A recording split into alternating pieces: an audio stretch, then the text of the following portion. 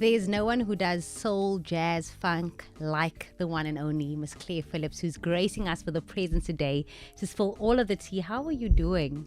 I'm good, thank you. How are you? I am so good. I find that people ask you that question, like, how are you? And like normally I'll be like, okay, so do you want like the honest answer or do you want the generic answer? Because you know you always answer ho. Just like it's I'm good. How are you doing? No, I'm good. Meanwhile, back at the ranch. No, this is why we have the tea. Is like back at the ranch. Tell us, how are you? Like genuinely checking in with you. How are you? How's your soul? Yo, what a question. My soul is searching. My soul is looking. My soul is a little bit confused. My soul is wanting to speak a truth that I'm not sure people are ready for. You know what I mean?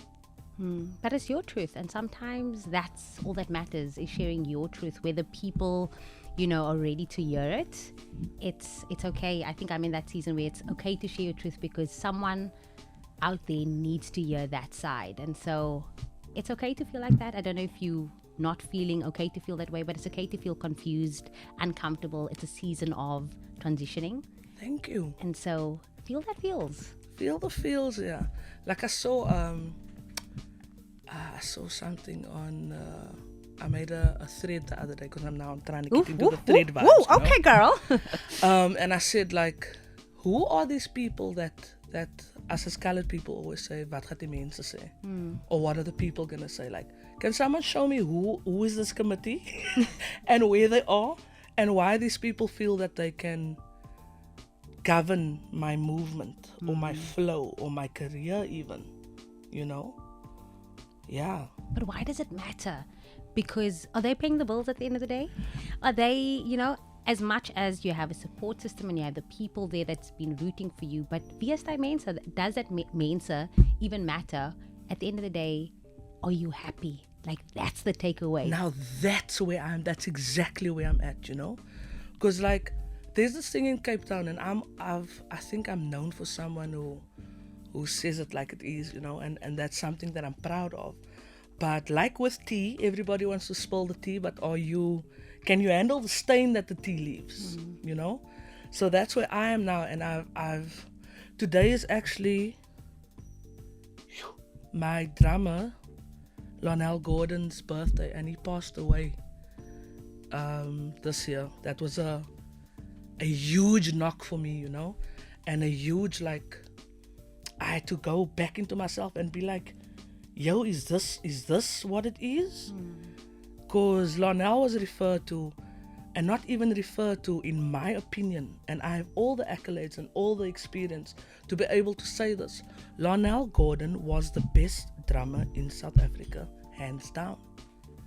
Whether it be arrangements, whether it be just his raw feel on the drum. You can't, like, he could play alone like a 4/4 groove, and you just stop what you're doing. You'd be like, hey, come on now. Hey, And to see the way he passed on, and how people flocked, because when Lonell was ill, where was all these people?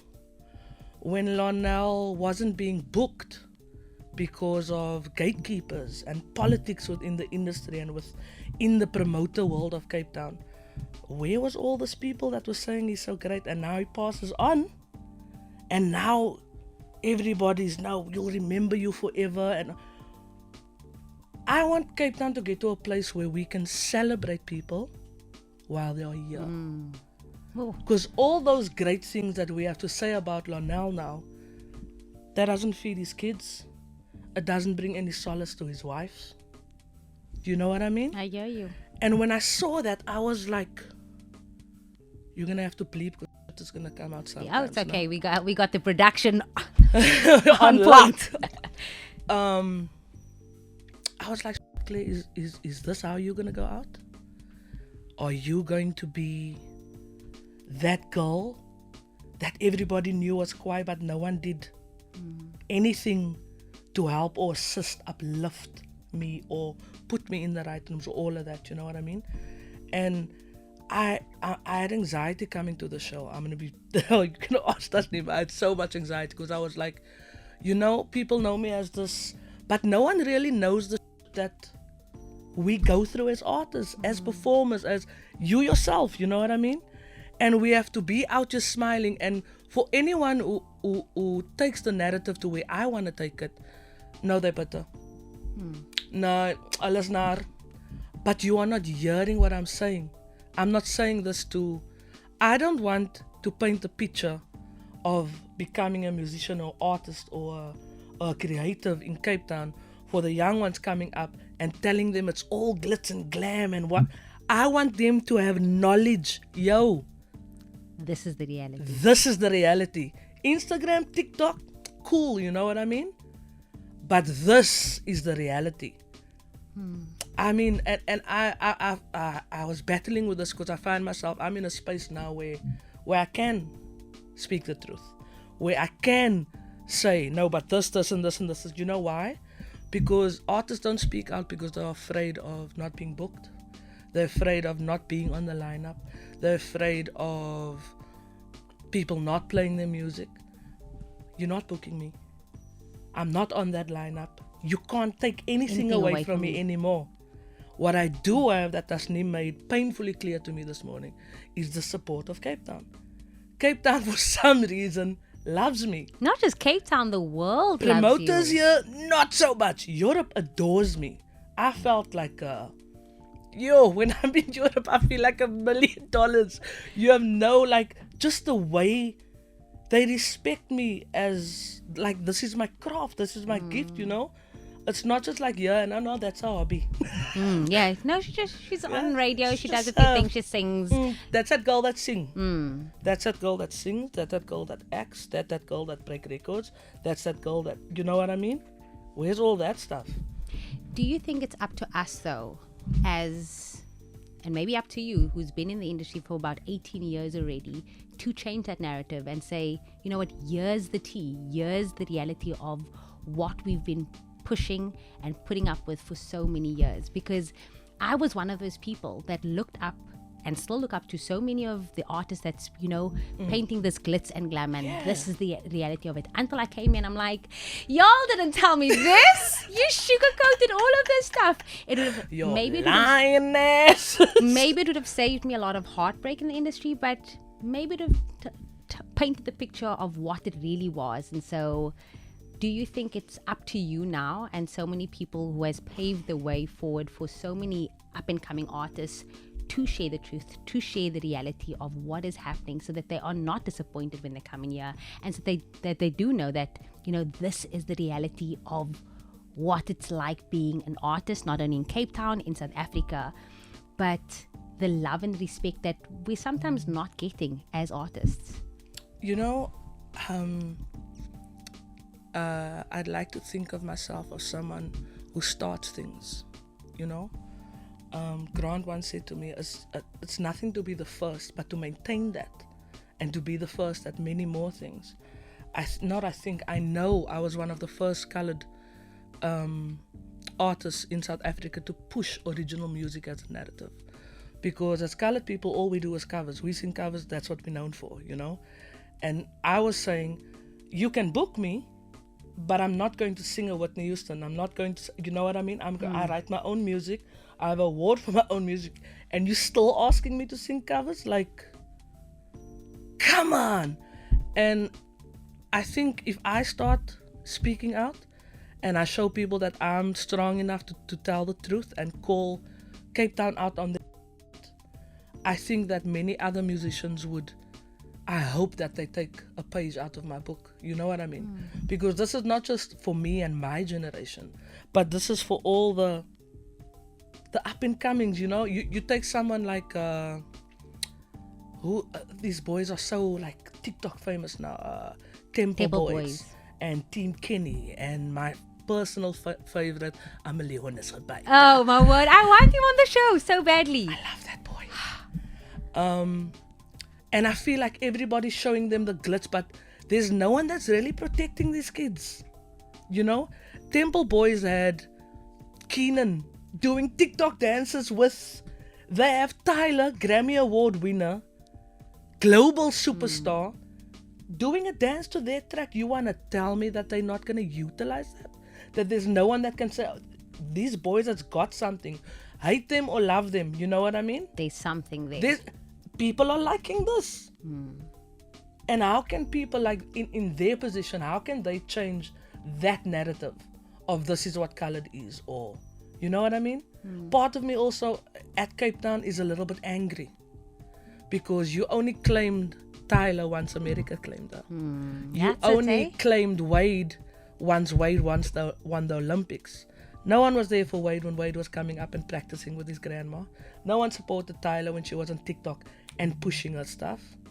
But the minute you blow up, everybody wants a piece of you. This is exactly what youngster CPT was saying as well. I think he made a status on Twitter or X now and saying that's exactly it.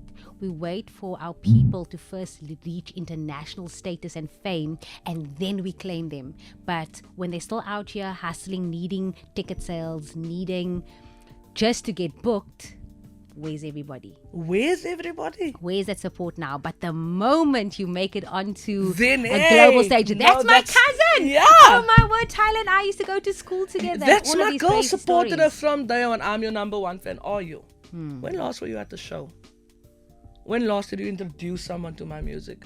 I said to her something the other day. One of my worst, biggest fears is waking up one day and thinking like, did they forget me?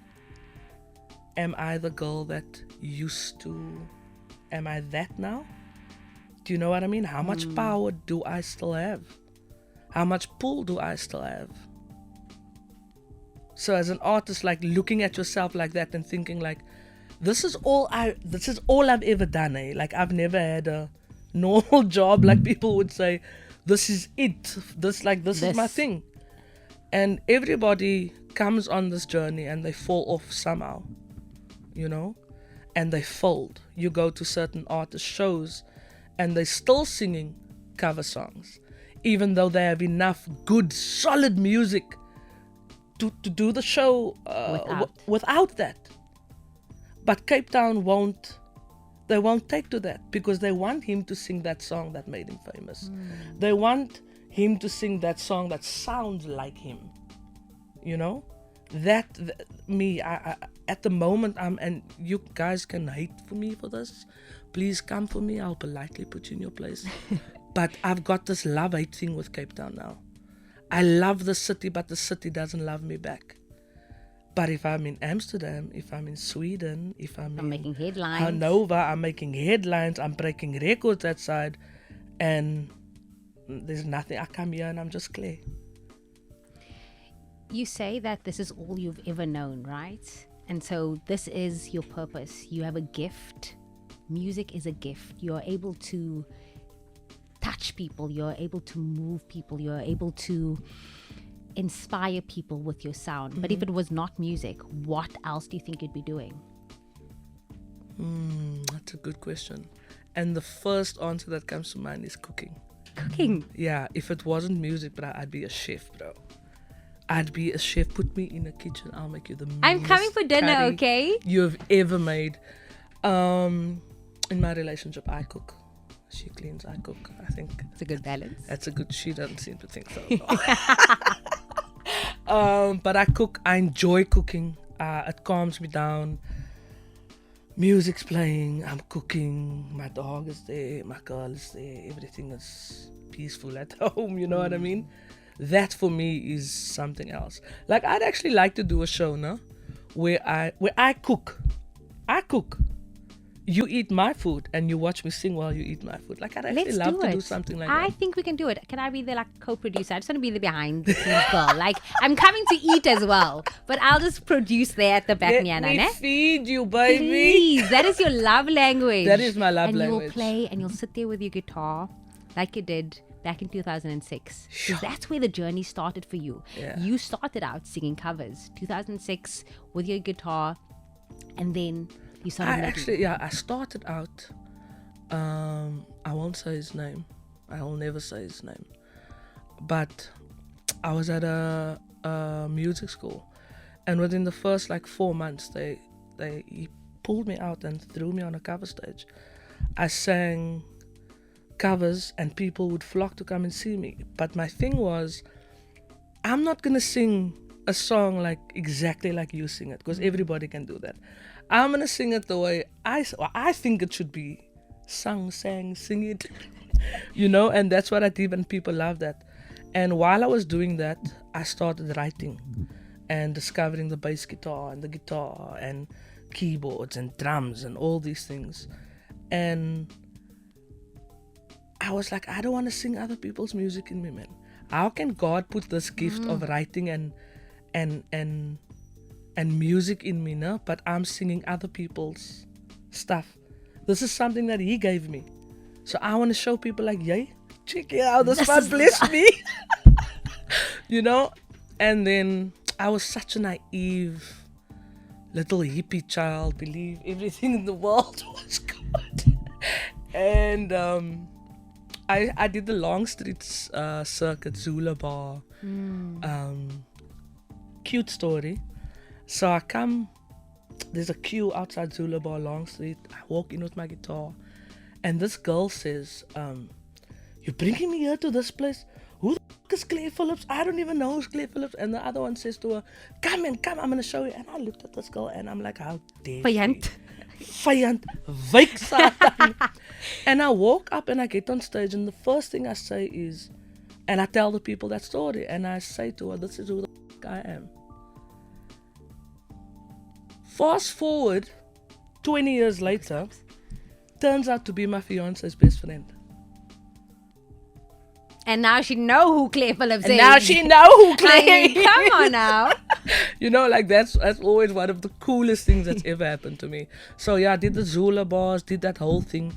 And what the weird thing for me is, I can't remember earning money, but I was taken care of. Do you understand that concept? I can't remember getting paid after a gig and, okay, Claire, that's your money. None of, because that really, I didn't care about that. I just wanted to sing. And then when music became a job for me, when it became, I have to do this. I have to now, because this is paying my bills now. I can't. It kind of took a lot of the joy that I found from it away. And I didn't like that feeling. And that's where I also started, like, I hate music. I'm never going to do music again. Everybody. That's where that started. Was that ever a thought where you were just like, I'm done. I can't do this anymore. I want to walk away because now it's feeling heavy. It doesn't feel like I'm serving my purpose anymore. Once every 3 to 4 years, at least, where I'm like, I'm selling my guitars. I'm selling all my shit. I don't want this anymore. But this drive, there's something in me now that whenever I try to stray away from the music, it's like this thing that just says, That's God. It pulls me back every single time. So I've dedicated my life to this. And where it takes me is where it takes me. I've gotten to see the world. I've gotten to meet amazing people. I can't say that my journey has been all, you know what I mean? There were some highlights, like first time I ever flew to Joburg, this label flies me over. I get picked up in a Bentley.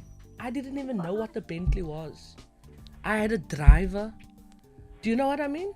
I lived like that. I know what that life is, and I thank God that I experienced all of that, because when you take a girl out of Bella and you put her in Sandton with everything her heart desires, that changes who you are. It changes your belief system. It changes everything, and I don't think people really understand that. There's this. I can do this, and I can blame a lot of people, and I can do all that, but I've also got to take accountability for what role did I play in all of this, and I'm slowly learning to accept the role that I played. It wasn't a nice role, but I just allowed people to. I'm super trusting, So I will just give my business to someone and all my personal information and say, Boom. yeah, run with it. Just leave me here. I want to write, I want to sing, I want to to create. I don't. That's not me. And every single time someone has taken my, they end up me. You know? And then I realized last week, I was like, okay, you're not this person, Claire, but like, I need you to be this person now. You know, I need you to take ownership of your career. I need you to take control of your career. I need you to think about what you studied in college and actually apply that. Because I studied business. How can I now? Why am I struggling with business? And Tasneem will tell me all the time, that's not who you are, but that's who I can become. Because if you look at me and you look at my music and you look at my live performance, bring me someone that can fault me. And I'm not saying that with any like, you know, Arrogance. Yeah, without arrogance, without buxel. But bring me someone who can fault the way I make you feel when I'm on stage. Oh, You can't deny that. And the absolutely. greatest piece of advice I've ever gotten is from my Shiro, Jill Scott. And I met her. I You don't know met whether- Jill Scott? Yeah. I'd cry for days, bruh. If Dude. Tell me that experience. Tell it. So I am in farmland, Somerset West, out there, Tulbach side at the farm, performing for a friend of mine and a few of his friends, because I do these private things. It pays really Yeah, well. we love the corporates. We love the corporates. And he says to me, Claire, you know who's at my house right now? And I'm like, oh, he's like, Jill Scott. And I'm like, what? I'll run. Why am I here? I said to him, I'm singing 5 songs and I'm going. You can pay me down, but I'm going to your house right now. On the way there, I call my bassist Gino, I call Ivan. Like, guys, I know where Jill Scott is. We're going to go play for her now. I pick Gino up, I pick Ivan up. We go through to Llandudno, to my friend's place. We come up there and we join them for dinner, whatever. And they're setting up. I walk in, Robert Glasper's there. Gregory Porter is there. Jill Scott is sitting there in front of my face, breathing the same air as me. And I'm like, kyk, ek moet vir my nou cool hou, no, because My ek kan English nie will be gone. I must be cool now. I can't now. I need to, you know, I'm Yeah. an artist too. These are my peers. I can't fangirl out Yeah, here. yeah, yeah. In the meantime, you know. I failed hopelessly. I failed hopelessly. Anyway, and I'm thinking like, are you gonna sing in front of Jill Scott and those people now? Like, these people are Grammy winners. They are They who are. I look up to, you know. And I sat and I started singing, and the first one that goes is Gregory, and he starts scatting in between my singing, and Jill Scott comes, and now it's this little cipher we got going on, and I'm just thinking, thank you, Jesus. And I'm singing, and it's me and her, and it's me and her, and it's me and her. And afterwards she says to me, she comes to me and she says, baby, you've got it, but you are too ahead of your time. The world needs to catch up with you. Whoa. And I thought to myself, does that mean I must slow down? Or maybe I should just stop for a little bit? Or, do you know what I mean? Because you can, Jamie, I've literally done every genre that you can think of, and people don't know this. I was there to do an EDM track. I did it. I was there to do a rock track. I did it.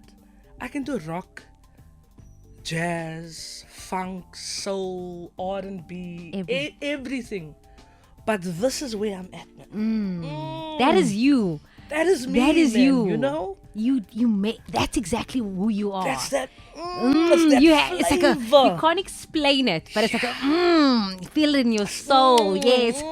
Stank face, you know? It's like eating food. That's Yeah, exactly it's why like- it would make sense that you're such a great chef, because that's what you do. You feed us. You're just like, come on now. Come on now. Was that like a career highlight for you, being able to perform in that setting? Or when was that moment when you were like, oh my word, here I am, this girl from Belhar, never, perhaps you dreamt it, you envisioned it, But when was that moment where you're like, Claire Phillips, kyk waar is jy nou? When Jill and I were sitting on the pool deck with our feet hanging off, she was barefoot, I was barefoot, and speaking about life. And there were so many similarities in our musical journey and even in our personal journey that blew my mind. I was like,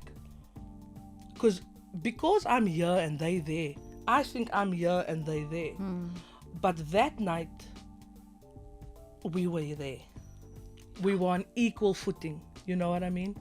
I mean, who gets to say that they, lit it up with Jilly from Hanging Philly? with her feet, just doing the things. That really changed my perception of who I am as an artist, who I am as a vocalist, because I don't think I'm the greatest. There are people out there that can sing circles around me, but I'll say it again, no one can make you feel where I can make you feel, and that's my power, that's my strength. That is your power, that is your strength. I want to come back to when you knew that you had that gift to do that to people, when you knew you had the power to make people feel good. Was it a moment? Was it somewhere in the audience where you saw someone just feeling your music? Was it something someone said to you after?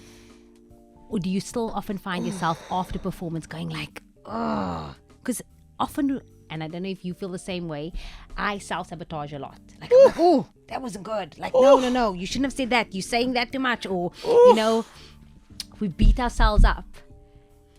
But there comes a time where you have to change that narrative and be like, I wouldn't be in the spaces that I am if I wasn't good enough. 100%. This is exactly what the conversation, my internal conversation for the last 2 weeks is. Claire, how did you get to where you are and you still think you're not good enough? So where's that voice, where's that narrative coming from, you know what I mean? And that's that self-doubt, that's that sabotage, that self-sabotage even. Because I somehow get sick before performance, no? My keel is my nose here because my chest go out, I'm busy dying now. And then after the gig, it's a high that I can't explain. But there are 3 pivotal moments where I knew that I was special. The first one was, I just arrived in Joburg, right? This is my first huge outdoor performance. I'm on the lawns of Parliament in Pietermaritzburg, where is it? Pretoria. And I'm performing before Zama Jobe. Zama Jobe at the time was the essence of young, real empowerment, you know what I mean? And I really admired her. To this day, I still do. I think she's one of the most underrated artists in South Africa. And I had to open for this girl. There are 50,000 people standing in front of me that doesn't know who I am. At this point, I don't even know who I am yet. The label that I was with, the stylist that I was with, Kelly Palmer, we're still very close. They didn't know what to put me in. I ended up performing in like a man's suit that they painted on and ripped apart, and it was like very edgy, whatever. And that performance, I had 50,000 people singing, baby. And I stood there and I was like, do you know what 50,000 people sounds like singing back at you? No, I don't. My God. Oh. She runs out to the front and watches my performance, and I couldn't believe this because she told me beforehand that she wouldn't be able to make or see my performance because she'll arrive. As she arrived, she'll go on. My God. Second one was I performed at Baseline. I opened for Freshly Ground at the time. Same song. Nobody knows who I am. By the second chorus, people are singing with me. I thank everybody. My band stops playing. We exit the stage, and the crowd keeps going. They send me back out, and I had to play that song. I ended up playing No Regrets for like almost 12 minutes. I hope you charge them for that 12 minutes, though, girl. You better Nee, send them the was rate. toe. It was about the passion. The passion not paying the bills though. That was about the passion. 'Cause No. everything was taken care of for me. My housing, my car, drivers. I didn't have to worry about anything. You know what I mean? So money wasn't a... And then the third one was the Jill Scott moment, where she confirmed that. And it's not that I needed her to tell, but imagine like your idol, man, telling you, nah, You got this. you got this. And that for me was affirmation enough. Also, another one, Zula Bar. This is when I really knew, like, nah, God, I'm onto something. I'm onto something. Here's something, but it's not about the music here. This is something spiritual happening here in the music with everything, you know. And this girl comes up to me after the show, and she opens a bag, and in a bag is a clear packet of like just different type of pills and stuff. And she said to me, she came out tonight and she was sloshed. She was so drunk. And she showed me that she told me she was going to go home now in the state and take all the tablets because she doesn't want to live anymore. Her life is meaningless, all that. And she says to me, but there's something in your voice that touched something in me. You know, Jamina, I just looked at this girl and I was like, I didn't know what to say. I just stood there and I obviously, Robbie then was with me at the time and I asked Robbie, can we please just take this girl home and make sure she's okay? Obviously took the tablets from her, whatever. But that was also like, Kiki, you are Kwaina, but There. That is... there's something here, man. And over the years, you can check many interviews, I'll always say this and I still say it. I feel like music is the tool for me. It is not the be-all and end-all of me, but it's the tool for me to move into my actual purpose. Like everybody's asking me, are you writing? What are you doing? I am writing. What I'm writing, I am scared of. I'm scared of being judged because everything that's coming out of me nowadays is Jesus. Hey, listen. Let's go to church. I wrote a song. I started writing a song and I got to the chorus and I stopped.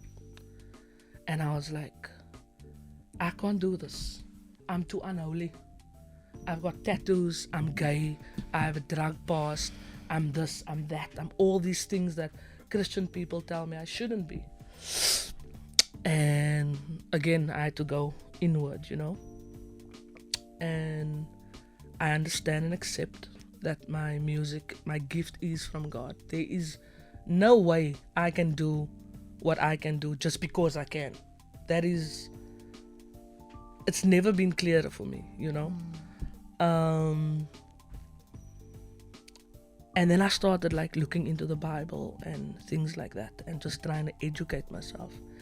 And I realized like, you know, you didn't find, Jesus was never in churches or at holy places with people. This man was in brothels. He was where the people that needed him, he was there. Yes. You didn't have to go to him, he would come to you, you know. And I find that on my journey, I have this thing with kids. I have this thing with young people where they confide in me and there's just this, that's him always jokes and she says, yeah, you must they praat. I'm like, maybe that's a good thing, you know? So there's all these things showing me like, hey, there's a bigger purpose. And then there's that self-doubt that comes in my head and says like, what are the people going to say? How can you then now move from oh baby to singing Jesus songs? Like, you can't. I can. Do me I a just favor. have to overcome my fear here. Do me a favor and stop doing that. What? Because that negative where you say, no, I can't.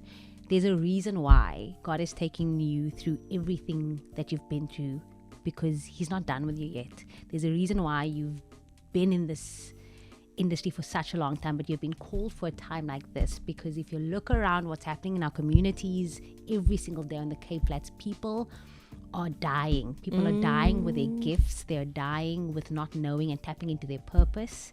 And that is why Claire Phillips is still around, because you have that gift. I never understood this. Because before I was even introduced to your music, Grant was like, you need to meet Claire. And I was like, Claire Phillips? And he's like, no, just you need to meet Claire. She's like one of my best friends, but you have to meet. And I never understood why you wanted us to meet, but this is why, because you have a gift of inspiring people without you even knowing it. You have a gift of touching people without you even knowing it. And he's not done with you yet, my friend. Like, you have a story and a half, and he is preparing your testimony. That is why you're confused. That's why you're in a season of isolation right now, because he's trying to remove you from all the negative and the noise and the outside voices, to get you into a place where he needs you to just be still before he takes you to the next level. The feeling you're feeling right now is him working, about to elevate you for the kids, for the community, for the children. And that is why you're still struggling with where to next. God is saying, trust, let go of everything else and just walk, girl. Sure. Yeah. That's a big ask. Yeah. Yeah. And the weird thing is that I know that. But knowing something and accepting something is a whole new ball game, Like, Tasneem asked me once upon a time, she was like, what are you scared of? And I couldn't answer. And she answered for me. She says, you're scared that you are too great. You're scared of what's going to happen when you actually believe in yourself. When you actually think like all that self-doubt. And we all have that voices, We do.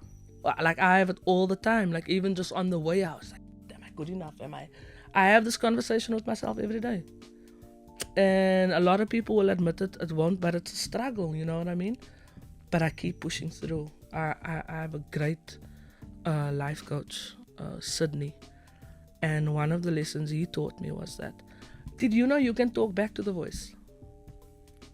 Talk back to it? Yes, like, the thing in your head will tell you, nah, Jamie, you look good today. You're like, who do you think you are? And we just accept the voice because that's what the voice said. But he said to me, Claire, have you ever tried talking back to the voice? Positive affirmations. And so now I'm learning to talk back. In the beginning, I felt a bit stupid, I must say, because I am talking to myself. I'm wondering when you're in the shower or the bathroom and Tasneem is like, whoa, is Claire talking to right now? Like, should I check up on her? It's all a friends. It's the imaginary friends. So now I'm talking when the voice tells me I'm not good enough.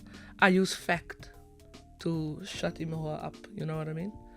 Sometimes it works, sometimes it doesn't. But that doesn't stop me from trying. I should have given up a long time ago, man. If I just think of everything, like my life in its totality, I should have given up already. I should have hung the rope. I should have pulled the trigger, you know what I mean? But something divine is keeping me here. So I'm just there now where I'm like, you know what? Show me and I go. Or you don't even show me. Just say, go there, do that, then I'm going to do that. Absolutely. So I'm just, where I am right now, I'm just flowing. I'm moving with feeling. If people that are around me doesn't feel right, I remove myself. As you should. Because I have this thing where I disassociate also. Where if I'm in a crowd, I'm there, but I'm not there. I'm somewhere in my own private little space. And part of that is, it's so difficult to be present in the moment because you're always thinking about like the next, tomorrow, 2 years from now, but just being present every day. That's my biggest challenge right now, is to be present all the time. Because if you're present, you can feel and you listen to your body and you're in touch with yourself. You can feel the vibes around you, man. People can say what to my face. Oh, you're so good. No. But I can feel you, man. So I will smile at you. But I know you're saying that with a bitter tongue. You don't want to say it, So I'm based from you. I'm based. Listen, I had so many questions that I had prepared for you, but I didn't even need it because I feel like you've answered so many things. Can I see it? No, you Don't. Why? It was basic questions that I felt wouldn't have done this episode justice, because you spoke your truth, and that is what the T and why the T was created, was to use your platform and inspire and also share your journey and help others understand, the truth about the industry, and also just be lacquer, man, inspire people. So that's it. Everyone has a gift. Everyone wants to be out there and, inspire and touch, because that should be our purpose, to help the next person. Before I do let you go, because I do have to say goodbye to you. I know, I want you to come back. And I feel like we should do a part 2, guys. We do. And I feel like it needs to be when God reveals why you're in this space. So when you are ready, come back. And I'm so excited. I'm really so excited. I can't wait to see what you're going to do next. In all of this confusion, there's going to come a place where you can be like, this is where he needed me to be. But what is that in your 18 years? A beautiful career. You've had lots of highs. Also lots of incredible lows, right?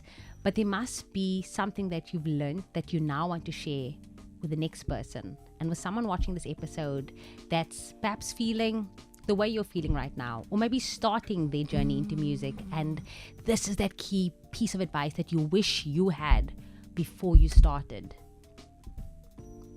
Take a second. We can edit post-production. Don't give in to the hype. Know who you are from the get-go. If you want to start this career, the most important thing to know is who you are and what you will and won't allow. And you have to be so secure in your sound. There's already Travis Scott, there's already SZA, there's already... Be authentically you. Like, I met a rapper guy. He works at the Bay Hotel. I forget his name. And he was like, yo, you Clifford. So I'm like, yeah. He's like, can I spit your bar? I'm like, yeah, sure. And he spits it to me, and I stop him and I ask him, bro, were you ever in America? He's like, no. So I'm like, now, where's the twang? Where's the twang coming from? He's like, no, but that's what I'm supposed to do. I'm like, no, that's not who you are.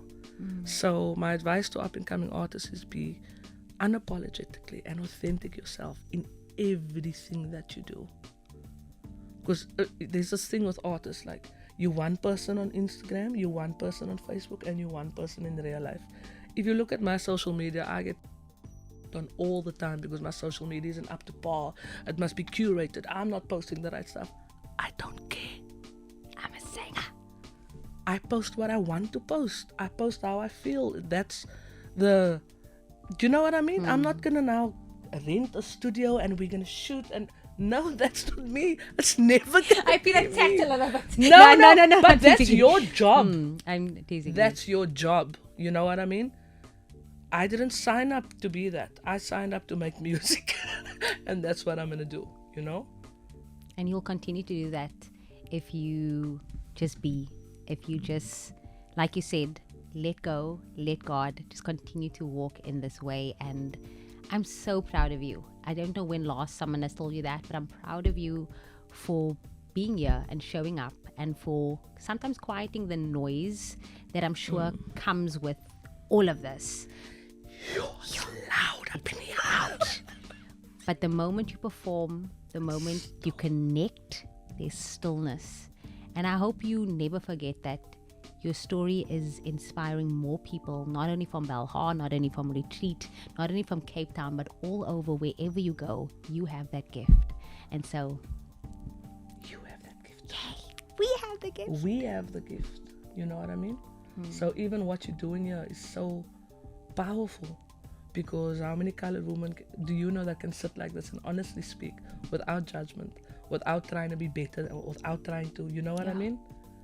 Hulle sê mans is toxic, but vrouwmense, wow! Yay. That's a whole nother episode. That is a whole other episode, but I'm going to leave you there. Claire Phillips, thank you. Thank you so much for having me. My pleasure. Please come back anytime. I shall. And you let us know what you enjoyed about that. There were so many takeaway moments, but like, subscribe, follow us. It's HeartFM's YouTube channel. It's a tea with Jamie Lee and Miss Claire Phillips. Do.